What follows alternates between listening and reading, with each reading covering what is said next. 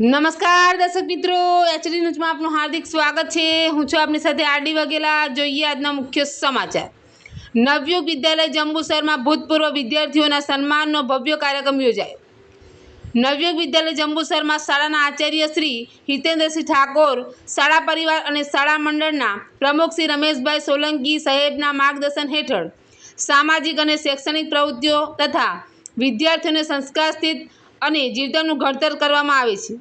નવયુગ વિદ્યાલય જંબુસરમાં તબીબ સેવા ક્ષેત્રે જે વિદ્યાર્થીઓને વિશેષ સિદ્ધિઓ હાંસલ કરે છે તેવા doctor Vedant Dharmeshbhai Patel, doctor Vikas Jitendrabhai Patel, doctor Jaydeepsinh Shankarbhai Padhiyar, doctor Jankiben Hiteshbhai Prajapati, doctor Sejalben Subhashsinh Solanki, doctor Niyatiben Manojbhai Rana, doctor Bhavdip Manojbhai Rana, doctor Nilkanth Vinodbhai Limbachiya, doctor Param Amrutbhai Padhiyar, doctor Vishwajitsinh Arjunsinh Sindha, doctor Ayush Prajapati, doctor Ravina Amarsinh Vasava વગેરે વિદ્યાર્થીઓનું મહેમાનો, શાળા મંડળ અને શાળા પરિવાર દ્વારા શાલ ઓઢાડી સ્મૃતિ ભેટ આપી સન્માન કરવામાં આવ્યું હતું।